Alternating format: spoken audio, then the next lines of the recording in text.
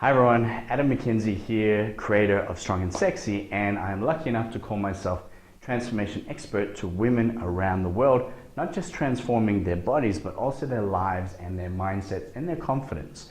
And one of the things that I guess is my pet peeve a little bit, and something that I have to explain to a lot of people, is how dieting destroys lean muscle mass, okay? And hopefully, if you've watched some of my other videos, or if you even just have a good general understanding of the importance of lean muscle mass, you're going to understand why this is a pet peeve of mine, because the more lean muscle mass you have on your body, the more fat you're going to be able to burn at rest.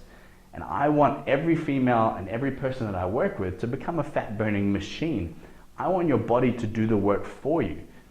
And what I can't stand is the fact that sometimes dieting, and I can't stand the word dieting, I would think certain food plans, especially really restrictive food plans, affect your ability, one, to be able to build lean muscle mass, and two, to even be able to maintain it, okay? And these are the main reasons why. And what I want you to understand is, if your goal is to burn fat, get more tone, have more shape, build more lean muscle mass, feel stronger, get ripped, whatever it might be, lean muscle mass is a big part of that. And if your food isn't aiding you in that, you're doing all of these great workouts, you're putting in all this effort, but you don't have the fuel to fuel your engine, so your engine's not going to run.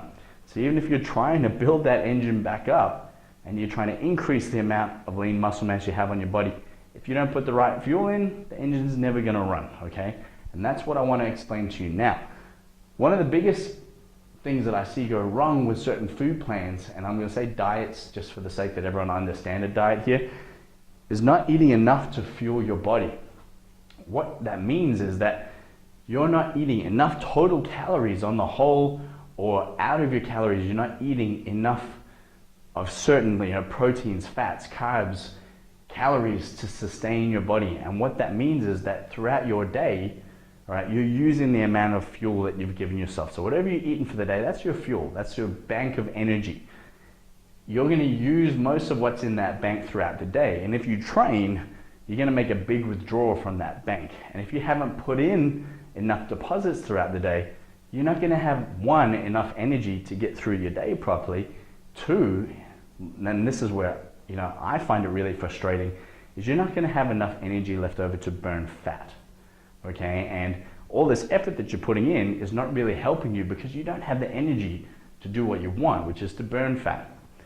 Okay, net calories are too low. So what this means is, just backing up this, if your net calories for the day are less than 700 calories, okay, you actually cannot maintain lean muscle mass, and you start to use lean muscle mass as a fuel. Okay, so if you have lean muscle mass on your body, you're not going to be burning some of it for fuel. And two, if you're trying to increase the amount of lean muscle mass in your body, you're not even going to be able to maintain what you have, let alone put more on, if your calories are less than 700 net. Now what that means is, if you consume, let's say 1,200 calories for the day, you need that obviously to get through your day. You then went to the gym, had a great workout, had a good session, you burnt 500 calories. Your net calories then are around 700, okay? Now you're going to be doing other things, incidental exercises throughout the day, that are obviously going to affect that a little bit. You'll get away with that for probably 1 or 2 weeks max.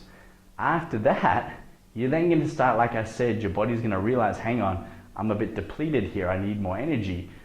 I'm not consuming enough energy, so where do I need to take it from? Yes, you'll take it from fat for a little while, but then after that, your body's going to realize, I'm not getting enough energy consistently. The best way for me to store my energy is in fat, so I'm going to leave it there as a reserve, and I'm going to start using lean muscle mass to burn, to create more energy for myself. And it's a big area where I see a lot of people going, I can't get results. No matter what I do, no matter how well I eat, I don't seem to burn fat. And that can be a big reason why you're storing fat and not building lean muscle mass. So you're almost becoming a better fat storer than you are a fat burner, okay?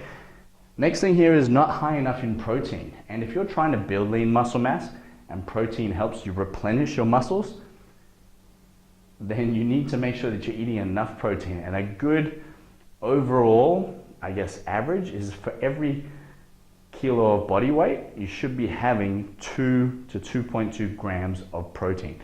So if I'm weighing 90 kilos, okay, I should be having between about 180 to 200 grams of protein a day, okay? Average female, let's say between 60 to 70 kilos or 140, 150 pounds, should be having, you know, about, like if we base it on kilos, you should be having around 140 to 150 grams of protein a day. So if you work in pounds, it's about 1 to 1.2, okay, grams of protein per pound, okay? Hopefully use that as a good average, but again, you need to be able to track that.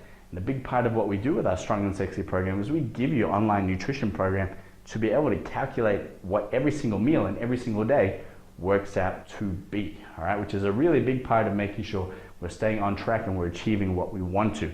And we're fueling bodies to do what we want them to do, which is to burn fat. Last one here is you cannot train if you don't have enough energy. And when I said before you'll get away with it for 1 to 2 weeks, that's what you'll get away with. After that, your body's gonna go into ketosis, which again is gonna teach your body to store fat better, especially longer term. Short term, yes, you'll lose weight, yes, you'll lose fat, but what it will do to your metabolism is catastrophic. And it's so hard to bounce back from that. And yes, it's my opinion, it is based on research, and I've seen it so many times. Ketosis and ultralight and really restrictive food plans can even affect your thyroid and your overall metabolism and hormones and everything else. So why? I know you're committed to what you want to do if you're prepared not to even eat enough.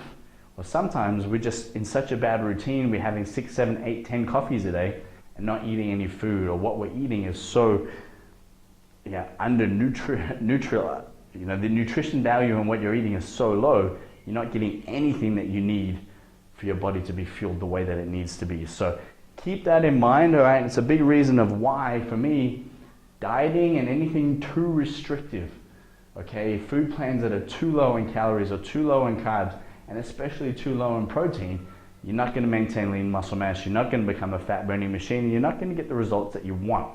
And if you want to make sure that you don't fall into that pattern, if you want to follow a food plan and a training routine that's designed to make sure that you go through all this entire process, knowing how to stay on track, knowing how to fuel your body the right way, doing programs that are designed to help you burn fat and get in amazing shape, then make sure you click on the link in the description below, and let's get you started in the right direction, following a step-by-step system designed to turn you into a strong and sexy woman.